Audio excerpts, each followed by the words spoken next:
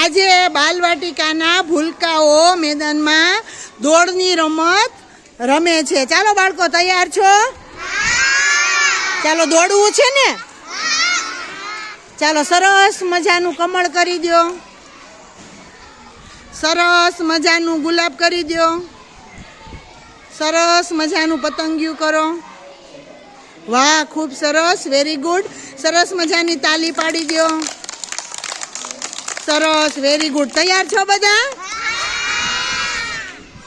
ચાલો, સ્ટાર્ટ।